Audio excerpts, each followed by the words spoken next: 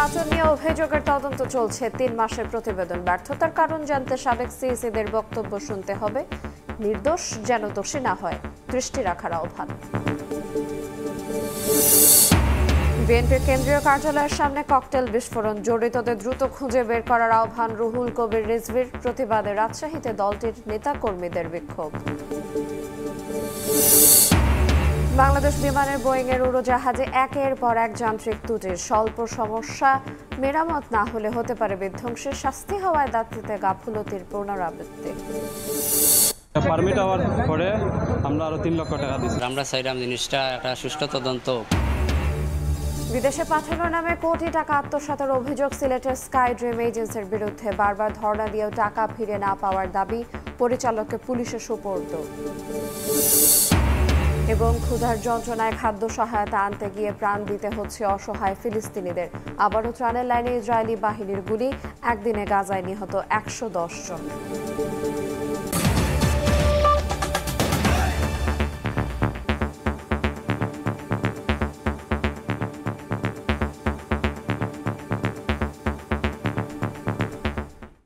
দেখছিলেন শিরোনাম। সকালের সময় সঙ্গে আছে আইরিন আয়াত। বিগত 3টি বিতর্কিত জাতীয় সংসদ নির্বাচন নিয়ে তদন্ত করতে 5 সদস্যের তদন্ত কমিটি গঠন করেছে অন্তর্বর্তী সরকার। 3 মাসের মধ্যে সব নির্বাচন নিয়ে ওঠা অভিযোগের তদন্ত এবং ভবিষ্যতে সুষ্ঠু নির্বাচন আয়োজনের সুপারিশ দিতে বলা হয়েছে। তবে বিশ্লেষকরা বলছেন, অনিয়মের কোনো পর্যায় পর্যন্ত এই কমিটি তদন্ত করবে না তা সুস্পষ্ট নয়। আওয়ামী লীগ আমলে 3 নির্বাচনে অনিয়ম করা ব্যক্তিদের আইনের আওতায় আনার পাশাপাশি নির্দোষ কেউ যেন অপরাধী না হয়ে যায় তা সতর্কভাবে দৃষ্টি রাখার আহ্বান জানান তারা। কাউসারা চৌধুরী কমুর রিপোর্ট।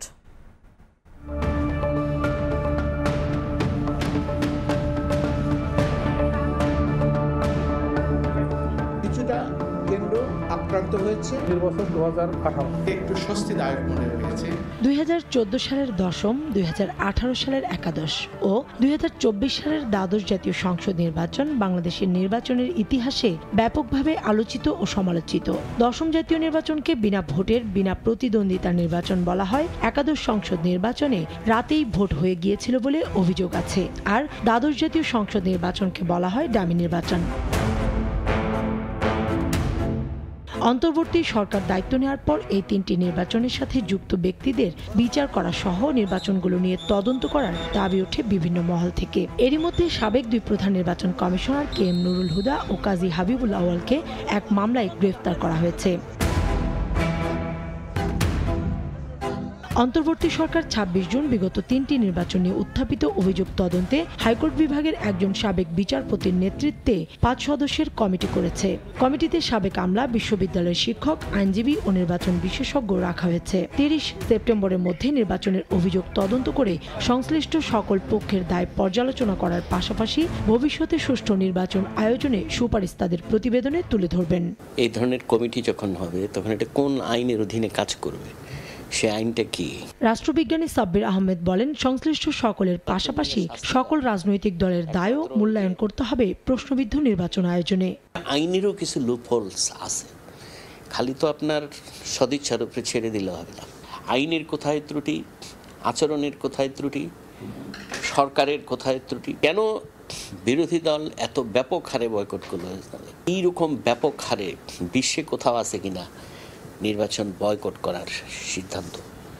এটা আমার জানা নাই। তিনি বলেন, সাবেক সিইসিদের বয়ান এই কমিটির শোনা উচিত। দায়িত্ব পালনের ব্যর্থতা বের করতে হবে। যেখানে নির্বাচন কমিশনের সামনে কি অপশন ছিল, যে আপনার এই যে গভর্নমেন্টের অর্ডার ভায়োলেট করার, তার কাছে কোনো অপশন ছিল কি না, সেই অপশনগুলো সে কাজে না লাগাইতে পারলো না কিনা। আপনি যখন তাকে আদালতের কাঠগড়ায় বা সাক্ষীর কাঠগড়ায় দাঁড় করাবেন, তখন আপনি ইনসাইড অনেক স্টোরিও পেতে পারেন আর কি তাদের কাছ থেকে। তাদেরকে আমলে নিয়ে আপনি বুঝতে পারতেন যে আসলে হোয়াট ওয়েন্ট রং। তাদেরকে তো এই কমিটির আওতায় আপনার বিচারের আওতায় আনা যেত আর কি। নির্বাচন পর্যবেক্ষক মুনিরা খান বলেছেন, নির্বাচন আয়োজনে যুক্ত কোন পর্যায়ের কর্মকর্তা পর্যন্ত তদন্ত হবে তা নিয়ে কিছু বলা নেই। তারা কি শুধুমাত্র নির্বাচন কমিশন এবং কমিশনে যারা বসে আছে তাদের বিচার করবে। প্রিজাইডিং অফিসার বলি, রিটার্নিং অফিসার বলি, ল অ্যান্ড অর্ডার সিচুয়েশন যারা দেখে যায় তাদের কথা বলি, সবাইকেই কি বিচারের আওতায় আনবো? এই কয়টা দিনে তদন্ত করে তারা কতটুকু বের করতে পারবে? তবে একটা জিনিস আশা করব যে নির্দোষ মানুষকে যেন দোষী না করা। আগামী জাতীয় নির্বাচনকে প্রশ্নের ঊর্ধ্বে রাখতে কমিটিকে সঠিকভাবে তদন্ত করার আহ্বান জানান এই নির্বাচন পর্যবেক্ষক। বলেন, নির্বাচন কমিশনকে স্বাধীনভাবে কাজ করতে না দিলে আবারও হারাবে ভোটের স্বচ্ছতা। কাউসার চৌধুরী কুমু, সময় সংবাদ, ঢাকা। নয়াপল্টনে বিএনপির কেন্দ্রীয় কার্যালয়ের সামনে ককটেল বিস্ফোরণের ঘটনা ঘটেছে। শনিবার রাতে বিএনপির কেন্দ্রীয় কার্যালয়ের সামনে 3টি ককটেল বিস্ফোরণ হয়। এই ঘটনার পর কেন্দ্রীয় কার্যালয়ে আসেন বিএনপির জ্যেষ্ঠ যুগ্ম মহাসচিব রুহুল কবির রিজভী। সেখানে সাংবাদিকদের ব্রিফিংয়ে তিনি বলেন, পরিকল্পিতভাবেই হামলা করা হয়েছে। বোমা মেরে বিএনপিকে ভয় দেখানো যাবে না। হামলার পেছনে যারা জড়িত তাদের দ্রুত খুঁজে বের করার দাবিও জানান তিনি।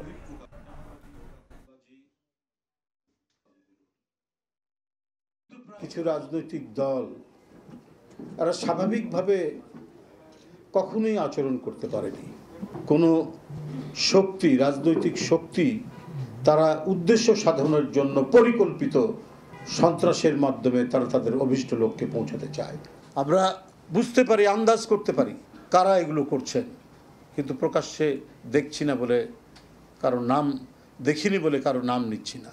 চোরের মতো, কাপুরুষের মতো গলির মধ্যে থেকে দুইটা ফুটিয়ে চলে যাবেন, তাতে বিএনপির নেতাকর্মীরা ভয় পেয়ে যাবে, এটা তো বোকার স্বর্গে বাস করছে।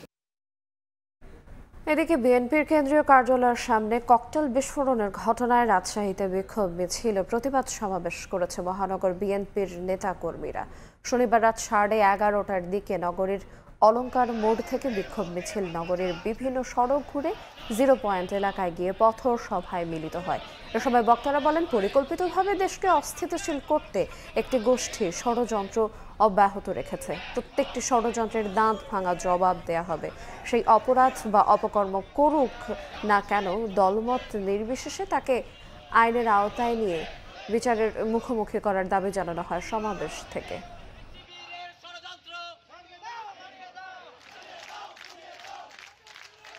যারাই করুক, আমরা তার দাঁত ভাঙা জবাব দিব। আপনাদেরকে বলতে চাই, আইনের প্রতি শ্রদ্ধাশীল হন, ষড়যন্ত্রের পথ পরিহার করুন। প্রশাসন তাদের নিজের গতিতে চলবে, আদালত তাদের নিজের গতিতে চলবে।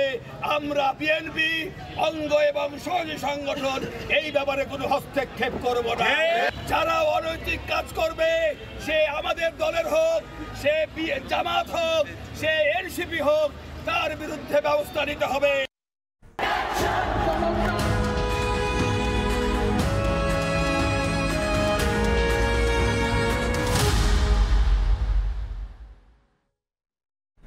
গত বছর এই দিনে প্রথমবারের মতো বৃহত্তর গণ আন্দোলনের হুঁশিয়ারি দেয় বৈষম্য বিরোধী ছাত্র আন্দোলন।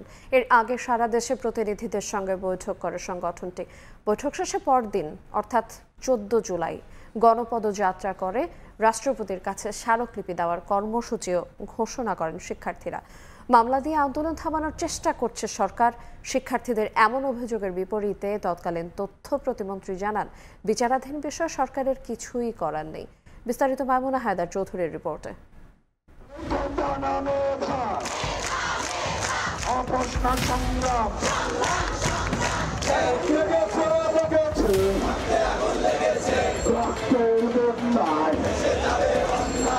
কর্মসূচিতে বিভিন্ন জায়গায় হামলার সাথে জড়িত ছিলেন তাদেরকে আগামী 24 ঘন্টার মধ্যে বিচারের আওতায় আনতে হবে। শিক্ষার্থীদের আন্দোলনের বিপরীতে জুলাইয়ের এই দিনে সরকারের তরফে শুরু হয়ে গেছে মামলা হামলা। সংস্কারের দাবির সঙ্গে প্রতিবাদের ক্ষোভ তখন শিক্ষার্থীদের কণ্ঠে, যাতে সায় দিয়ে মাঠে নামতে শুরু করে গোটা দেশের ছাত্র সমাজ, যাদের মধ্যে অনেকে সরকারি চাকরির প্রত্যাশা থেকে নয়, বরং অন্যায়ের বিরুদ্ধে ন্যায়ের মশাল ধরতেই সামিল হয়েছেন জুলাই মিছিলে। 13 জুলাই সারা দেশের প্রতিনিধিদের সঙ্গে অনলাইন এবং অফলাইনে বৈঠক করে বৈষম্য বিরোধী ছাত্র আন্দোলন। এরপর কোটার যৌক্তিক সংস্কারের দাবিতে রাষ্ট্রপতির কাছে স্মারকলিপি দেওয়ার কর্মসূচি ঘোষণা করেন শিক্ষার্থীরা। পরদিন 14 জুলাই গণপদযাত্রা করে রাষ্ট্রপতি বরাবর এই স্মারকলিপি দেওয়া হবে বলে জানায় শিক্ষার্থীরা। একই সময়ে আন্দোলনে থাকা সারা দেশের সকল শিক্ষা প্রতিষ্ঠানের শিক্ষার্থীরাও গণপদযাত্রা করে নিজ নিজ জেলার প্রশাসকের কার্যালয়ে গিয়ে ডিসির মাধ্যমে রাষ্ট্রপতি বরাবর স্মারকলিপি দেওয়ার সিদ্ধান্ত নেন। শিক্ষার্থীরা জানান, মামলা দিয়ে আন্দোলন থামানোর চেষ্টা করছে সরকার। একই দিন দুপুরে কোটা আন্দোলনের ঘটনাটি অন্যদিকে ধাবিত করার চেষ্টা চলছে বলে জানায় ঢাকা মহানগর গোয়েন্দা পুলিশের তৎকালীন অতিরিক্ত পুলিশ কমিশনার মোহাম্মদ হারুনুর রশিদ। ঘটনাটাকে অন্যদিকে ধাবিত করার জন্য কেউ কাজ করছে কিনা, আমাদের ডিবি টিম এবং আমাদের থানা পুলিশ, বিভিন্ন পুলিশ কিন্তু কাজ করছে। দাবি আদায় না হলে বৃহত্তর গণ আন্দোলনের প্রস্তুতি নেওয়া হবে বলে হুঁশিয়ারি দেন আন্দোলনের প্রধান সমন্বয়ক নাহিদ ইসলাম। তবে তৎকালীন তথ্য প্রতিমন্ত্রী মোহাম্মদ আলী আরাফাত বলেন, বিচারাধীন বিষয়ে সরকারের কিছুই করার নেই। কোটার যৌক্তিক সংস্কার করে সংসদে আইন পাস করে জরুরি অধিবেশন ডেকে, তাহলে কিন্তু আমাদের রাজপথে যেতে হয় না। হাইকোর্ট বিভাগের আদেশের বিরুদ্ধে সরকার পক্ষ যখন সর্বোচ্চ আদালতে আইনি লড়াই করছে, সে অবস্থায় কমিশন গঠন করে তার কোটা ব্যবস্থা সংস্কার বা সংস্কার করার ঘোষণা দেওয়ার কোনো সুযোগ নেই। দিনের পর দিন রোদে পুড়ে বৃষ্টিতে ভিজে শিক্ষার্থীরা বারংবার তাদের দাবি মেনে নেয়ার তাগিদ দিলেও তাতে কর্ণপাত করেনি হাসিনা সরকার। গত কয়েকদিনের মতো এদিনও সংসদে জরুরি অধিবেশন ডেকে শিক্ষার্থীদের দাবি মেনে নেওয়ার জন্য সরকারকে আহ্বান জানায় শিক্ষার্থীরা। মাইমুনা হায়দার চৌধুরী, সময় সংবাদ, ঢাকা। একের পর এক যান্ত্রিক ত্রুটিতে পড়ছে বাংলাদেশ বিমানের বোয়িংয়ের তৈরি উড়োজাহাজ। আস্থার নিরাপত্তার আশঙ্কা তৈরি করছে যাত্রীদের। এয়ার ইন্ডিয়ার বিমান দুর্ঘটনার পরও বোয়িং থেকে এখনও কোনো নির্দেশনা দেওয়া হয়নি বলে জানিয়েছে বাংলাদেশ বিমান। বিশেষজ্ঞদের মত, নিয়মিত পরীক্ষার পাশাপাশি পাইলট ও ক্রুদের কাছ থেকে পাওয়া নোটগুলোর সমাধান করা হয় কিনা তা খতিয়ে দেখতে হবে। আর বিমানের সাবেক কর্মকর্তারা বলছেন, স্বাস্থ্যের নজির না থাকায় দায়িত্বে গাফিলতির পুনরাবৃত্তি ঘটছে এই সংস্থাটিতে। কাজল আব্দুল্লাহর রিপোর্ট। সম্প্রতি সবচেয়ে বড় বিমান দুর্ঘটনা ঘটে ভারতের আহমেদাবাদে। এরপরই বেশ নড়েচড়ে বসে বিশ্বজুড়ে বোয়িংয়ের 787 মডেলের উড়োজাহাজ ব্যবহার করা এয়ারলাইন্সগুলো। তবে অন্যান্যদের মতো দুর্ঘটনা পরবর্তী এখনো কোনো নির্দেশনা পায়নি বাংলাদেশও। বোয়িংয়ের সাথেও যোগাযোগ করি যে আমাদের পরবর্তী পদক্ষেপ কি। বোয়িং আমাদেরকে এই ব্যাপারে এখনো কোনো সিদ্ধান্ত তারা করে নাই। তারা বলছে যে এটা ইনভেস্টিগেশন হওয়ার পরে যদি কোনো কিছু হয় তাহলে তারা আমাদেরকে সেটা কমপ্লাই করার বিষয়ে জানাবে। এমন পরিস্থিতির মধ্যেই মাথাচাড়া দিয়ে উঠছে যান্ত্রিক ত্রুটিতে ফ্লাইট বাতিল, দেরিতে যাত্রা, উইন্ডশিল্ড ফেটে যাওয়া কিংবা চাকা খুলে পড়ার মতো বিষয়। আবার কোনো সময় রানওয়েতে আটকে পড়ছে বিমানের ল্যান্ডিং গিয়ার। বছর খানিকের বেশি সময় ধরেই বোয়িংয়ের তৈরি বাংলাদেশ বিমানের বহরে থাকা অনেক উড়োজাহাজেরই সমস্যা এখন নিত্যদিনের ঘটনা। সংস্থাটি নিয়মিত পরীক্ষার কথা জানালেও বিশেষজ্ঞরা বলছেন, স্বল্প কারিগরি সমস্যা মেরামত না হলে যে কোনো সময় তা হতে পারে বিধ্বংসী। এক্ষেত্রে প্রতিটি ফ্লাইটে পাইলটদের দেয়া লকশিটের নোট গুরুত্বের সঙ্গে চেকআপের পরামর্শ তাদের। গত 6 মাসের যে ডিফেক্ট এন্ট্রিগুলো হয়েছে, লগ বই যেগুলো আছে সেইগুলো ঠিক মতন অ্যাড্রেস করা হয়েছিল কিনা এইটা দেখা উচিত। ঠিক মতন যদি অ্যাড্রেস না করা হয়ে থাকে কিন্তু সাবসিকুয়েন্টলি কিন্তু ওইটার এফেক্টটা হয়তো ওই সময় ঠিক মতন হয়নি, কিন্তু কোনো রকম হয়েছে, ওইটা কিন্তু এফেক্টটা 6 মাস পরে বা 3 মাস পরে হতে পারে। বাংলাদেশ বিমান সংশ্লিষ্টরা বলছেন, উড়োজাহাজের হেলথ মনিটরিং কার্যক্রম উৎপাদনকারী প্রতিষ্ঠান ও এয়ারলাইন্স কর্তৃক নিয়মিত করার পরও বিশেষভাবে দায় রয়েছে প্রকৌশল বিভাগের। তবে গাফিলতির শাস্তি দেওয়ার নজির নেই সংস্থাটিতে। যেহেতু আমি এখন পর্যন্ত শুনিনি, জানিনি, দেখিনি, হ্যাঁ, এবং কেস করে তারপরে মাফ করে দেওয়া হয়েছে ইত্যাদি, তাহলে অ্যাকাউন্টেবিলিটি কি থাকলো? একটা জিনিসের পুনরাবৃত্তি কখন হয়? যে বা যারা এটা করছে তারা গট অ্যাওয়ে উইথ ইট, তখনই কিন্তু তারা এটা করে। বর্তমানে বাংলাদেশ বিমানের বহরে 21টি উড়োজাহাজ রয়েছে। এর মধ্যে 787 সিরিজের 6টি সহ 16টি উড়োজাহাজই বোয়িং কোম্পানির। কাজল আব্দুল্লাহ, সময় সংবাদ, ঢাকা। পাঠানোর নামে তরুণদের কোটি টাকা আত্মসাৎ করার অভিযোগ উঠেছে সিলেটের স্কাই ড্রিম নামের একটি প্রতিষ্ঠানের বিরুদ্ধে। টানা 2 বছর ধরে ভুক্তভোগীরা তাদের টাকা এবং পাসপোর্ট ফিরে পেতে ওই প্রতিষ্ঠানে বারবার ধর্ণা দিয়েও ব্যর্থ হয়েছেন। স্বপ্ন দুঃস্বপ্নে পরিণত হওয়ায় আর্থিক ক্ষতির মুখে পড়েছেন শত শত তরুণ। অভিযুক্ত প্রতিষ্ঠানের পরিচালকের বিরুদ্ধে আইনগত ব্যবস্থা নেওয়ার কথা জানিয়েছে পুলিশ। নওশাদ আহমেদের ছবিতে অপু বণিকের রিপোর্ট।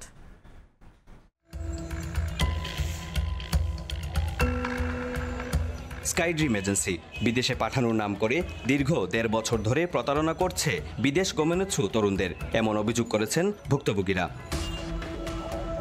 ইউরোপের বিভিন্ন দেশে ওয়ার্ক পারমিট করে পাঠানোর উদ্দেশ্যে সিলেটের বিভিন্ন জায়গা থেকে আসা 2 শতাধিক মানুষের কাছ থেকে 1,50,000 টাকা থেকে 2 লাখ টাকা প্রসেসিং বাবদ জমা নেওয়ার অভিযোগ উঠেছে এই প্রতিষ্ঠানটির বিরুদ্ধে। এলিগেন্ট শপিং মল 10 তলা তাকে স্কাই ড্রিম জমা দিছি আজ থেকে 9 মাস আগে সার্বিয়ার লাগে। গত রমজান মাসে ওরা আর অফিসটা এইখানে অফ করে দিয়ে চলে যায়। বুকিং মানি দিতাম, দেওয়ার পরে আমরা এই বুকিং মানিটা দিলাম। এরপরে সম্ভবত ফটোশপ কাজ করিয়া আমরা কিছু হল ওয়ার্ক পারমিট দিল। আমরা 3টা পাসপোর্ট দিছি, 3টা পাসপোর্টের লাগে 390 দিছি। পরে পারমিট হওয়ার পরে আমরা আরো 3 লক্ষ টাকা দিছি।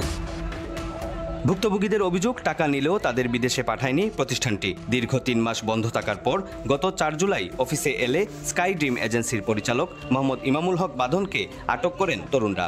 অভিযুক্ত পরিচালক টাকা নেয়ার কথা স্বীকারও করেন। তারা যে অভিযোগটা তুলেছে এটা সত্য, মানে এখন তো সত্য অভিযোগ। তারা এটা বিশ্বাস করতে পারছেন না যে আমরা তার টাকাটা দিব বা আমি সেটা আদৌ থাকবো কিনা, এ হচ্ছে সমস্যা। এখন তারা টাকা চাচ্ছে কিন্তু আমি টাকাটা দিতে ব্যর্থ হচ্ছি, কারণ আমার সময় দরকার এবং আমার যে ম্যানেজিং বডি আছে তারাও টাইম চাচ্ছে। এদিকে ভুক্তভোগীরা কোনো সমাধান না পেয়ে ইমামুল হক বাঁধনকে পুলিশের কাছে সোপর্দ করেন। টাকা ফেরত পেতে প্রশাসনের সহযোগিতা চান তারা। ভুক্তভোগী হইয়া যে বর্তমান অবস্থার মধ্যে আছে, এটা খুব একটা কষ্টের মাঝে আছে। আর আমরা চাইলাম জিনিসটা একটা সুষ্ঠু তদন্ত। আমার 1,40,000 টাকা টোটাল হইব 3 কোটি বা 3.5 কোটি ওরকম হইব। প্রায় 200টার মতো ফাইল আমরা শুনছি। পুলিশ বলছে এই বিষয়ে মামলা হয়েছে, তদন্ত সাপেক্ষে তার বিরুদ্ধে ব্যবস্থা নেওয়ার পাশাপাশি ট্রাভেল এজেন্সির তালিকা সংগ্রহ চলছে। মামলাটি বর্তমানে তদন্তাধীন। আমরা তদন্ত সাপেক্ষে তথ্য প্রমাণের ভিত্তিতে আশা করি তার বিরুদ্ধে আইনগত ব্যবস্থা গ্রহণ করব। স্বচ্ছতার ভিত্তিতে যাওয়াটা সবচেয়ে ভালো হবে, নিজের থেকে নিজে এইভাবে ব্যক্তিগতভাবে যে কেউ প্রতারিত যাতে না হয়। সিলেটে নামে বেনামে বেড়ে ওঠা এসব প্রতিষ্ঠান সামাজিক যোগাযোগ মাধ্যমে চটকদার বিজ্ঞাপন দিয়ে আকৃষ্ট করছে। তাদের বিরুদ্ধে যথাযথ ব্যবস্থা না নিলে ভবিষ্যতে আরও ভয়াবহ পরিস্থিতি হতে পারে বলে মনে করছেন স্থানীয়রা। অপু বণিক, সময় সংবাদ, সিলেট। যশোরে বন্ধুর তালাকপ্রাপ্ত স্ত্রীকে বিয়ে করায় যুবককে কুপিয়ে হত্যার অভিযোগ উঠেছে। স্বজনরা জানান বাপ্পি ও বিপুল বন্ধু ছিলেন। বাপ্পি মাদক সেবন ও সন্ত্রাসী কর্মকাণ্ডে জড়িত থাকায় তার স্ত্রী সুমাইয়া তাকে তালাক দেন। এরপর সুমাইয়া বিপুলকে বিয়ে করলে বাপ্পি ক্ষিপ্ত হয়ে তাদেরকে হত্যার হুমকি দেন। পরিবারের অভিযোগ, শনিবার রাত 9:30টার দিকে কৌশলে ফোন করে ডেকে নিয়ে যায় বিপুলকে এবং কুপিয়ে জখম করে বাপ্পি ও তার সহযোগীরা। পরে স্থানীয়রা বিপুলকে উদ্ধার করে হাসপাতালে নিয়ে গেলে সেখানে চিকিৎসাধীন অবস্থায় তার মৃত্যু হয়। হত্যাকারীদের গ্রেফতারে অভিযান চালাচ্ছে পুলিশ।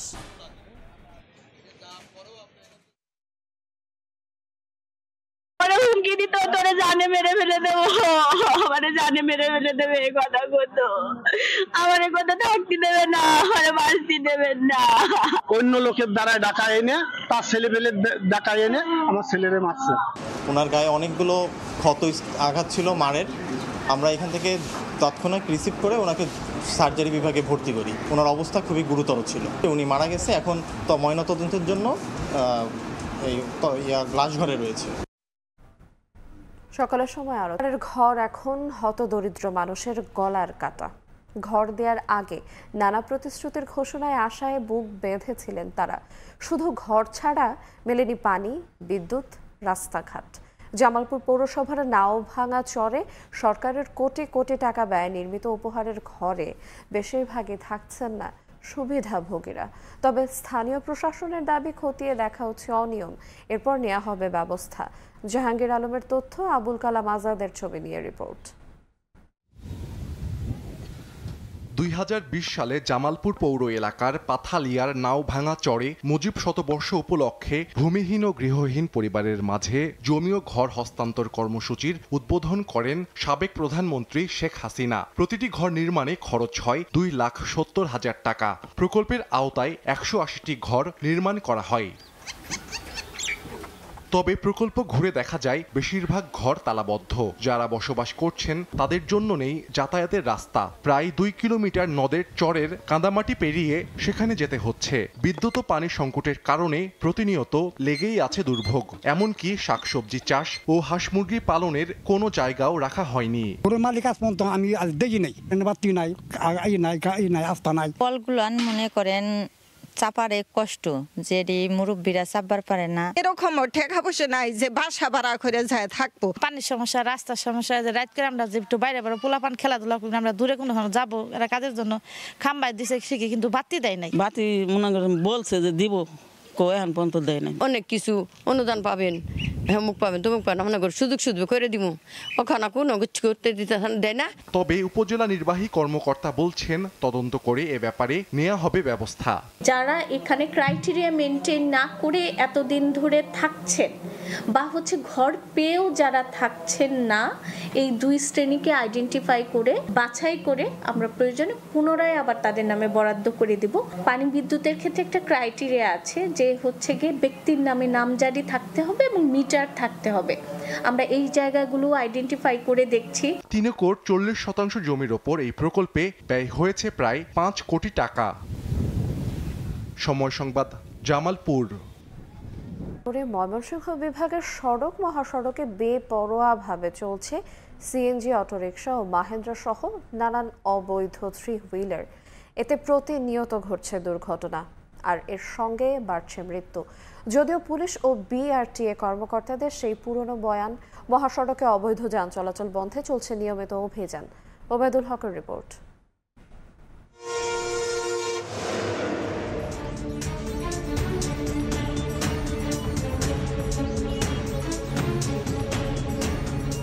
ঢাকা ময়মনসিংহ মহাসড়কে বড় গাড়ির সঙ্গে পাল্লা দিয়ে ছুটছে 3 চাকার হালকা যান। অবৈধ ডিভাইডার দিয়ে কোথাও ইউটার্ন, কোথাও উল্টো পথে চলাচল ঘিরে তৈরি হয়েছে মৃত্যু ফাঁদ। কোনো স্থানে মহাসড়কের উপরেই তৈরি হয়েছে স্ট্যান্ড। শুধু মহাসড়ক নয়, অন্যান্য আঞ্চলিক মহাসড়কগুলোতেও একই অবস্থা। বেপরোয়াভাবে চলছে রেজিস্ট্রেশনবিহীন সিএনজি, অটোরিকশা, মাহিন্দ্রা সহ অবৈধ 3 হুইলার। অভিযান চালিয়েও থামানো যাচ্ছে না 3 চাকার যানের দৌরাত্ম্য। বিআরটিএর তথ্য বলছে, ময়মনসিংহে বছর বছর বাড়ছে সড়ক দুর্ঘটনা ও মৃতের সংখ্যা। গত 3.5 বছরে জেলায় 803টি সড়ক দুর্ঘটনায় প্রাণ গেছে 772 জনের, আহত হয়েছে প্রায় 1000। অবৈধ গাড়ির কারণে মাঝে মাঝে ইতিপলা বাস ট্রেনে অ্যাক্সিডেন্ট দুর্ঘটনা ঘটতে থাকে। ব্যাপক গতিতে গাড়ি চলে, নিয়ন্ত্রণ ছাড়া এটা গাড়ি চালায়। বিভাগের অন্য 3 জেলা নেত্রকোনা, জামালপুর ও শেরপুরেও একই চিত্র। মহাসড়ক ও আঞ্চলিক সড়কগুলোতে দাপিয়ে বেড়াচ্ছে সিএনজি, অটোরিকশা সহ অবৈধ যানবাহন। চালকদেরও নেই কোনো লাইসেন্স। রাস্তা তো একটা, এই যে তো এই দিক দিয়ে গাড়ি চালালে ও টার্নিং এর মধ্যে ডাইল পাশে দেখা যায় না, এলো বিষয়টা। বামে লুয়ে দিলেও দেখা গেল আরেকবার এলাকায় দিতেছে। কখন কোন রাস্তায় যাব, কোনটা যাব, কার আগে কারা যাব, হই হল্লা করে তারা রুট পে অ্যাক্সিডেন্ট করে। যদিও পুলিশ ও বিআরটিএ কর্মকর্তারা বলছেন, সড়ক মহাসড়কে শৃঙ্খলা ফেরাতে ও অবৈধ যান চলাচল বন্ধে নিয়মিত চলছে অভিযান। পুলিশের যে সক্ষমতা এর বাইরে অনেক বেশি যানবাহন এবং লোকজন যাতায়াত করে। এক্ষেত্রে পুলিশের পাশাপাশি যে সমস্ত সরকারি সংস্থা আছে তাদেরকেও দায়িত্বের সাথে কাজ করতে হবে। আমাদের ডিভিশনাল ম্যাজিস্ট্রেট মহোদয় উনি প্রতিদিন মোবাইল কোড করে, যে সমস্ত গাড়ির রেজিস্ট্রেশন নাই বা যে সমস্ত গাড়ির কাগজপত্র ডেট ফেল হয়ে গেছে বা যে সমস্ত ড্রাইভারদের ড্রাইভিং লাইসেন্স নাই, তাদের বিরুদ্ধে উনি ভ্রাম্যমাণ আদালতের মাধ্যমে ব্যবস্থা নিয়ে থাকেন। চলতি বছরের জানুয়ারি থেকে জুন পর্যন্ত ময়মনসিংহে 146টি সড়ক দুর্ঘটনায় নিহত 151 জন, আহত 210। নেত্রকোনায় গত 6 মাসে 28টি সড়ক দুর্ঘটনায় নিহত হয়েছেন 27 জন ও আহত 35 জন। জামালপুরে 61টি সড়ক দুর্ঘটনায় নিহত 49, আহত হয়েছেন 21 জন এবং শেরপুরে 32 দুর্ঘটনায় নিহত হয়েছেন 29 জন ও আহত 16 জন। ওবায়দুল হক, সময় সংবাদ, ময়মনসিংহ। নেত্রকোনার কলমাকান্দা সীমান্তের 1.5 কিলোমিটার সড়ক যেন চাষের জমি। বর্ষা এলেই ভোগান্তি বাড়ে গ্রামবাসীর, বিপাকে পর্যটকরাও। প্রতিশ্রুতি পেলেও সড়ক সংস্কার না হওয়ায় ক্ষোভ স্থানীয়দের। তবে দ্রুত ব্যবস্থা নেওয়ার আশ্বাস স্থানীয় সরকার, প্রকৌশলী অধিদপ্তর ও উপজেলা প্রশাসনের। আলপনা বেগমের তথ্য, আবু সুফিয়ানের তোলা ছবিতে থাকছে রিপোর্ট। খানাখন্দ আর গর্তে ভরা সড়ক, চলাচলে ভোগান্তি গ্রামবাসীর, বর্ষা এলেই যার মাত্রা বেড়ে যায় আরও। নেত্রকোনার পাহাড়ি এলাকা সীমান্ত উপজেলা কলমাকান্দার লেঙ্গুরা এলাকা, উত্তর লেঙ্গুরা থেকে লোহাগাঁও, রঘুনাথপুর, শিবপুর ও রাজানগর হয়ে নাজিরপুর, দুর্গাপুরের সঙ্গে মিলিত সড়কের বেহাল দশা। চরম দুর্ভোগে এই জনপদের মানুষ। খারাপ যোগাযোগ ব্যবস্থায় মুখ ফিরিয়ে নিয়েছেন পর্যটকরাও। তারা বলছেন, জনপ্রতিনিধি আর স্থানীয় সরকার বিভাগের শুধু আশ্বাস পেলেও বাস্তবে দীর্ঘদিন সংস্কার হয়নি সড়কটির। এই অবস্থা কি গাড়ি চালানো সম্ভব? এটা ব্যাগ জায়গায় দেখছি ফাঁকা হয়েছে, সোল্ডিং হয়েছে। স্কুলে যাইতে খুব কষ্ট হয়, যাইতে পারে না, কোনো দিন যায় কোনো দিন যাইতে পারে না। হাইটা যাওয়ার মতো ব্যবস্থা নাই, গাড়ি তো দূরের কথা, হাইটা যাই অনেকটা কষ্ট হয়ে যায়, অনেক সময় জুতা লিয়ে আসা যায় না। তবে সড়কটির দ্রুত উন্নয়নে প্রকল্পভুক্ত করার চেষ্টা চলছে জানায় স্থানীয় সরকার প্রকৌশল অধিদপ্তর ও উপজেলা প্রশাসন। অসম্পূর্ণ বা আমাদের কাঁচা রাস্তাটা রয়েছে, এখানে আমরা সেই সার্ভে করে আমরা কতটুকু আমরা আরসিসি এবং কতটুকু বিসি হিসেবে উন্নয়ন করলে এটা সাস্টেন করবে সেই বিষয়ে আমরা ব্যবস্থা নেব। ধাপে ধাপে আমরা করছি, এক বরাদ্দে হয়তো আমরা এক রাস্তা করবো, আরেক বরাদ্দে আমরা অংশ করে করে যেন মানুষের চলাচলের উপযোগী করা সম্ভব হয়। এলজিইডি সূত্রে জানা গেছে, সীমান্তের ক্যাপাসিটি মোড় থেকে 3.25 কিলোমিটারের মধ্যে উন্নয়ন কাজ চলমান 2.35 কিলোমিটার সড়কের। সময় সংবাদ, নেত্রকোনা। এদিকে মগরা নদীর ভাঙনের শিকার নেত্রকোনা আটপাড়া উপজেলার 4টি গ্রাম, এর মধ্যে বিলীন বেশ কিছু বাড়িঘর। গত 5 থেকে 6 বছর প্রতিকার চেয়েও না পেয়ে দিশেহারা ভুক্তভোগীরা। তবে পানি উন্নয়ন বোর্ড বলছে, আপাতকালীন বালুভর্তি জিও ব্যাগ ফেলা সহ ভাঙন প্রতিরোধে উদ্যোগ নেওয়া হচ্ছে। আলপনা বেগমের তথ্য ও আবু সুফিয়ানের তোলা ছবিতে আরও একটি রিপোর্ট। নেত্রকোনার অন্যতম নদী মগরা শহর ছাড়িয়ে আটপাড়া উপজেলার ভেতর দিয়ে মদন উপজেলা হয়ে ধনু নদীতে মিশেছে, কিন্তু ভাঙনের কারণে গতিপথ পরিবর্তন হয়ে গেছে। ইতিমধ্যে বিলীন বেশ কিছু বাড়িঘর, কয়েকটি গ্রামের 2 শতাধিক পরিবার বাড়িঘর অন্যত্র সরিয়ে নিয়েছেন। ভাঙন আতঙ্কে দিন কাটাচ্ছেন 5টি গ্রামের মানুষ। প্রায় 100 লোক চলে গেছে এইখান থেকে, এই ভর্তি থেকে। আমাদের জায়গা যাদের ছিল তারা অনেক দূরে হাওরের মাঝখানে বাড়ি ঘর করছে, আর যাদের জায়গা জমি নাই ওরা বিভিন্ন জায়গায় অন্যদের আশ্রয়ে থাকতেছে। আমরা যে জায়গা বানায়া রাখিয়া ঘর বানায় থাকবো ক্ষমতা আমরা নাই। কালিয়াখালী, গোয়াতলা, ভরতোষী, ছাড়িয়া, মহিষপুর সহ নাজিরগঞ্জ সড়ক ভাঙনের হুমকির মুখে। যে কোনো সময় চলে যেতে পারে নদীগর্ভে। ঝুঁকি নিয়ে বসবাস করছেন বাসিন্দারা। নতুন আবার ভাঙতেছে, আমরা যে নিজের টাকা কিছু খরচ করে প্রতি বছর এইভাবে বান দিয়ে দিই, আবার ভাঙিয়ে নিয়ে যায়, প্রতি বছর আবার দিই। সরকারে যদি করতো তো আমরা বাঁচলাম, না তো আমরা উড়ে আর কই যাই, আমি কি করবো, হানির মধ্যে ব্যস্ত বেরোন লাগবো। তবে পানি উন্নয়ন বোর্ড বলছে, আপৎকালীন বালুভর্তি জিও ব্যাগ ফেলা সহ স্থায়ী ভাঙন প্রতিরোধে উদ্যোগ নেওয়া হয়েছে। আমরা জিও ব্যাগ দিয়ে জরুরি ভিত্তিতে তীর সংরক্ষণমূলক কাজ শুরু করছি। চলতি বর্ষা মৌসুমে নদী ভাঙনের কবল থেকে ঘরবাড়ি সহ এই স্থাপনা সহ অত্র এলাকা রক্ষা পাবে। আটপাড়া উপজেলার 7টি ইউনিয়নে 175টি গ্রাম রয়েছে। জনসংখ্যা 1,32,440 জন। সময় সংবাদ, নেত্রকোনা। সকালের সময় এবার দেশের বাইরের খবর। গাজায় ফের রক্তাক্ত দিন। ইসরায়েলের আগ্রাসনে উপত্যকাটিতে একদিনে নিহত হয়েছেন অন্তত 110 জন। এরই মধ্যে মানবিক সহায়তার জন্য লাইনে দাঁড়ানো সাধারণ মানুষের উপর ইসরায়েলি বাহিনীর গুলিতে প্রাণ হারিয়েছেন অন্তত 27 জন, আহত হয়েছেন 180 জনের বেশি। অন্যদিকে ইসরায়েলের ড্রোন হামলায় আল মাওয়াসি শরণার্থী ক্যাম্পে 10 জন নিহত হয়েছেন, যার মধ্যে বেশিরভাগই নারী ও শিশু। পশ্চিম তীরে ইসরায়েলি দখলদারদের হামলায় প্রাণ হারিয়েছেন এক মার্কিন ফিলিস্তিনি নাগরিক। প্রায় প্রতিদিনই ত্রাণ নিতে গিয়ে প্রাণ দিতে হচ্ছে নিরীহ ফিলিস্তিনিদের। ক্ষুধার জ্বালা সইতে না পেরে প্রাণের মায়া ত্যাগ করেই ত্রাণ সহায়তা নিতে লাইনে দাঁড়াচ্ছেন অসহায় ফিলিস্তিনিরা। শনিবারও রাফার উত্তরাংশে আল শাকুশ সহায়তা কেন্দ্রে ত্রাণ নিতে আসা ফিলিস্তিনিদের ওপর নির্বিচারে গুলি চালিয়েছে ইসরায়েলি সেনারা। এতে বেশ কয়েকজন নিহত হন, আহত হয়েছেন বেশ কয়েকজন। ঘটনার পর নিহতদের স্বজনরা ভিড় করেন খান ইউনিসের নাসের হাসপাতালে। চোখের সামনে সন্তানের লাশ দেখে কাঁদতে কাঁদতে ভেঙে পড়েন মা। শুধু এক টুকরো রুটি চেয়েছিল, না খেয়েই মরে গেল আমার বাচ্চা। আমার পরিবার শেষ হয়ে গেছে। মেয়েটা আইসিইউতে, বাকি পরিবারের সব সদস্য মৃত। এর মধ্যেই আল মাওয়াসিতে ড্রোন হামলা চালায় ইসরায়েল। শরণার্থীদের তাঁবুগুলোর উপর সরাসরি এই হামলা চালায় নেতানিয়াহু বাহিনী। এতে শরণার্থী ক্যাম্পে অবস্থানরত বেশ কয়েকজন নিহত হয়েছেন, যাদের মধ্যে বেশিরভাগই নারী ও শিশু। জাতিসংঘ জানিয়েছে গাজায় সহায়তা নিতে গিয়ে গত 6 সপ্তাহে প্রাণ হারিয়েছেন অন্তত 798 জন। এদের মধ্যে বেশিরভাগই গুলিবিদ্ধ হয়ে নিহত হয়েছেন। সহায়তার নাম করে গুলি চালানোর এই ধরনকে মানবাধিকার লঙ্ঘন বলে মন্তব্য করেছে সংস্থাটি। এদিকে পশ্চিম তীরে ইসরায়েলি দখলদারদের হামলায় প্রাণ হারিয়েছেন মার্কিন নাগরিক সাইফুল্লাহ মুসল্লেদ। ট্যাম্পা ফ্লোরিডার এই 20 বছর বয়সী যুবককে পিটিয়ে হত্যা করা হয়। নিহত হন আরও একজন ফিলিস্তিনি যুবক হুসেইন শালাবি। পরিবারের দাবি 3 ঘন্টা পর অ্যাম্বুলেন্স পৌঁছাতে পারলেও ততক্ষণে মারা যান সাইফ। ঘটনার তদন্তের কথা জানিয়েছে ইসরায়েলি সেনাবাহিনী। তবে যুক্তরাষ্ট্রের পররাষ্ট্র দপ্তর জানায় মার্কিন প্রশাসন ঘটনাটি সম্পর্কে অবগত হলেও পরিবার ও নিহতদের প্রতি সম্মান জানিয়ে আপাতত কোনো মন্তব্য করছে না। মালিহা সুহরওয়ার্দী, সময় সংবাদ।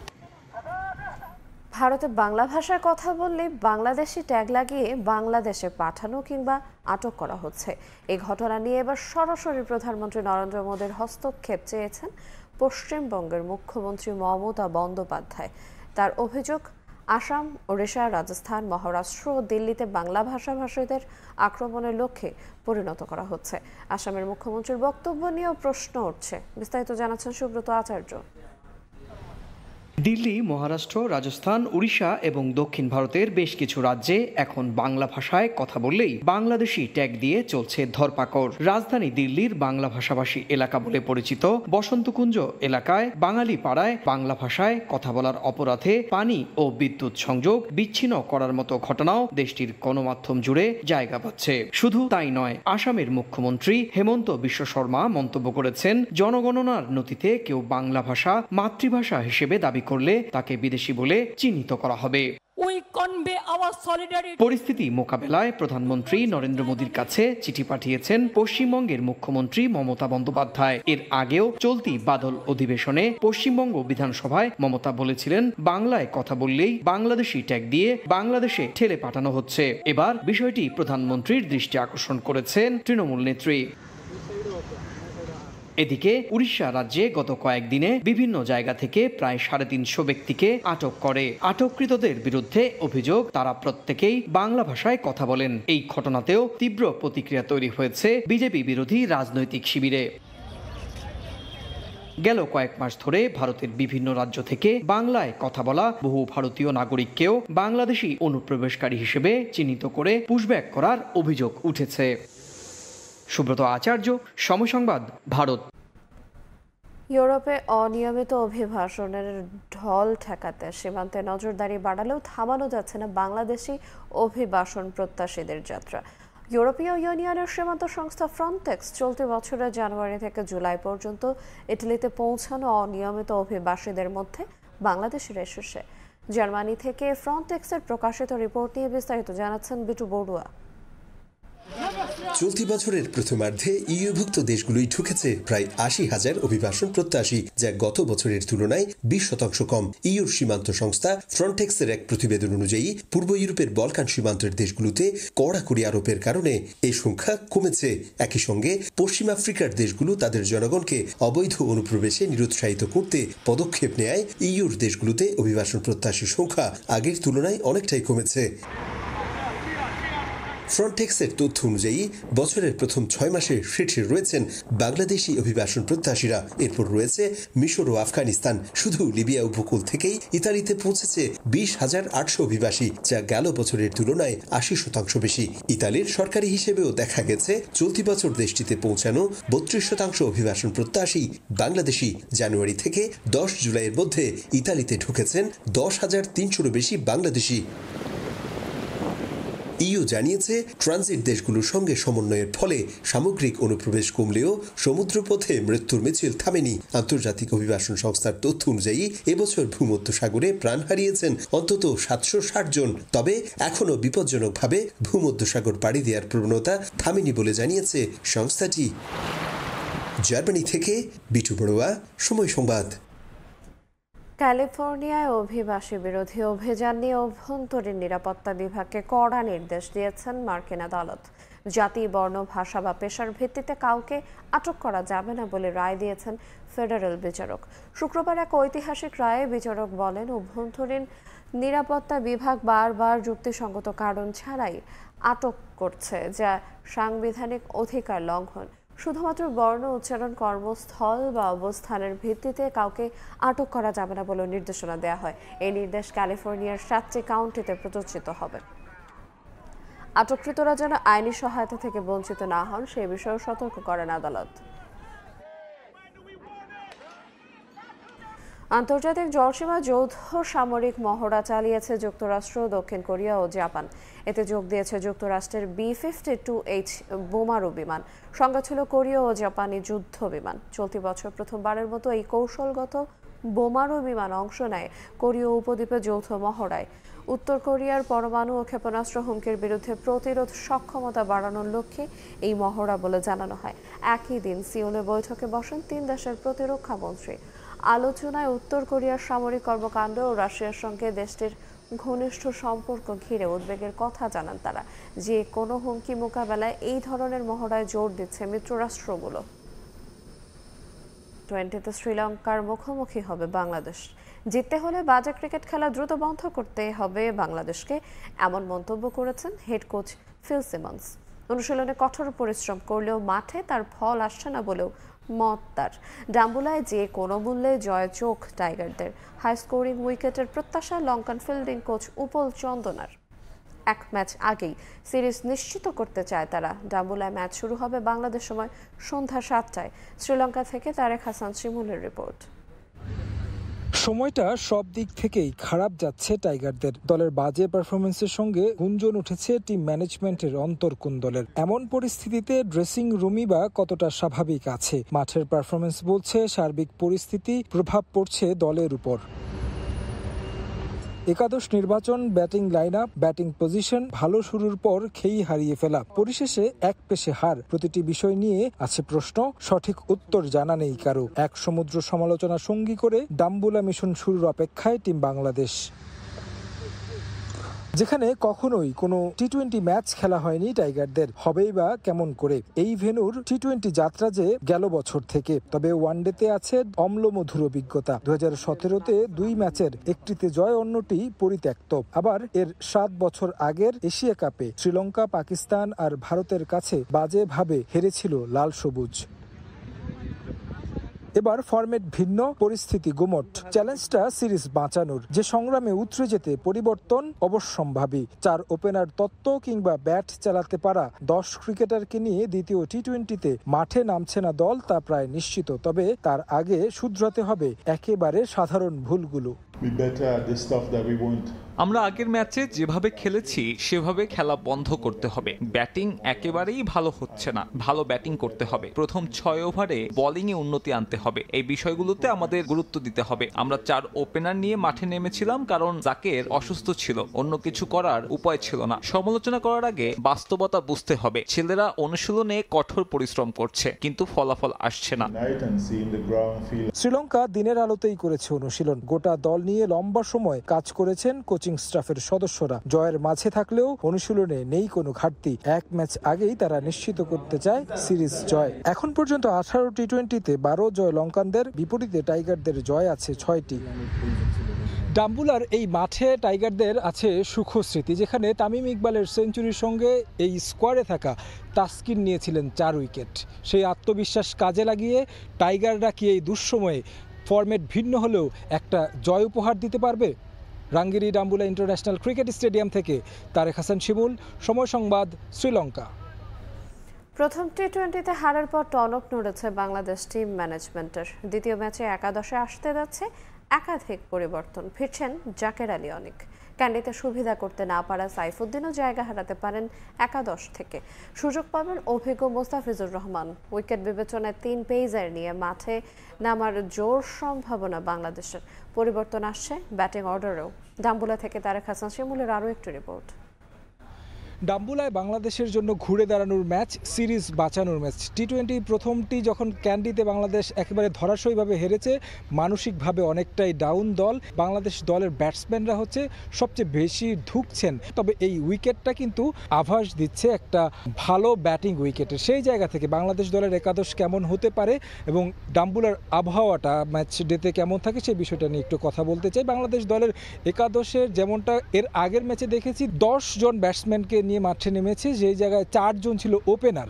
এই জায়গাগুলোতে আসলে এই ম্যাচে একটা পরিবর্তন দেখব। টিম ম্যানেজমেন্ট অনেকটা চাপের মধ্যে আছেন, দলের পারফরমেন্সের কারণে অনেক ধরনের সমালোচনা হচ্ছে, টিম ম্যানেজমেন্টের উপরে সেই প্রেশারটা এসেছে। যদি একটু একাদশটার দিকে তাকাই, সেক্ষেত্রে তানজিদ তামিম এবং কি পারভেজ ইমন দুইজনের উপর টিম ম্যানেজমেন্ট ভরসা রাখবেন। ওয়ান ডাউনে লিটন দাস কনসার্নের জায়গা, টিম অধিনায়ক তিনি যেভাবে আসলে ব্যাটিংটা করছেন, একেবারে তো বিশ্বাসহীন ব্যাটিং বলতে হয়। তার কাছ থেকে যে ধরনের ব্যাটিং প্রত্যাশা সেটা একেবারে ধারে কাছে নেই। এই জায়গাটাতে লিটন দাস কতটুকু বের হয়ে আসতে পারেন সেটা হচ্ছে দেখার বিষয়। 3 নম্বর পজিশনে তিনি, 4 নম্বরে নাইম শেখকে আমরা আগের ম্যাচে দেখেছি, সেই জায়গায় পরিবর্তন হয়ে হয়তোবা তাওহিদ হৃদয়কে আমরা দেখব, যেহেতু জাকের আলী অনেক সুস্থ হয়ে ফিরেছেন। এখন পর্যন্ত যতটুকু আসলে জানতে পেরেছি, ধারণা করা যাচ্ছে যে জাকের আলী অনেক ইনক্লুশন হচ্ছে একাদশে। সেই ক্ষেত্রে তিনি 6 নম্বর কিংবা 7 নম্বর পজিশনে খেললে 4 নম্বর পজিশনে তাওহিদ হৃদয়কে আমরা দেখব, 5 নম্বর পজিশনে শামীম হোসেন পাটোয়ারিকে দেখা যাবে, 7 নম্বরে যদি আমরা দেখি যে মেহেদী হাসান মিরাজ রয়েছেন, আর 8 নম্বর পজিশনে লেগ স্পিনার রিশাদ হোসেন, যিনি আগের ম্যাচেও খেলেছেন, তাকে 8 নম্বর পজিশনে ব্যাটিং করতে দেখব। তাছাড়া 9, 10, 11 জায়গায় যদি দেখি, সেক্ষেত্রে কিন্তু 3 পেসার রয়েছেন, 3 পেসার খেলবেন। সেক্ষেত্রে তাসকিন আহমেদ রয়েছেন, তার এই উইকেটে খেলার দারুণ অভিজ্ঞতা রয়েছে। সাইফুদ্দিনকে আমরা দেখেছি প্রথম ম্যাচে হুট করে আসলে লম্বা সময় পর দলে আসার পর তাকে খেলিয়ে দেওয়া যেমনটা হয়েছে, আসলে সেটা খুব বেশি ভালো অভিজ্ঞতা হয়নি তার। সাইফুদ্দিনের জায়গায় মুস্তাফিজকে দেখতে পারি।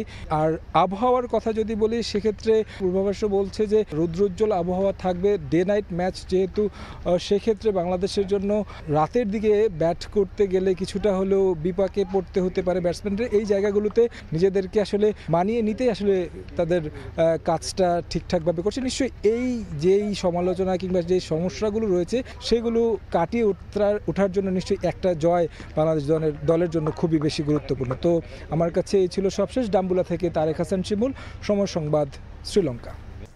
সকালের সময় শীর্ষ সংবাদগুলো জানিয়ে দেব আরেকবার। বিগত 3 নির্বাচন নিয়ে অভিযোগের তদন্ত চলছে। 3 মাসের প্রতিবেদন, ব্যর্থতার কারণ জানতে সাবেক সিএসিদের বক্তব্য শুনতে হবে। নির্দোষ যেন দোষী না হয়, দৃষ্টি রাখার আহ্বান।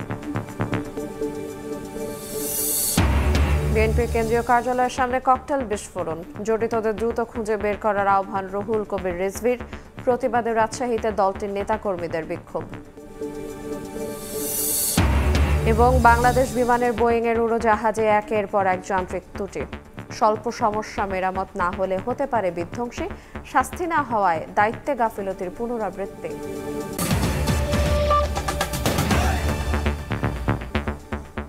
এই ছিল সকালের সময়। সঙ্গে থাকুন সময়ের।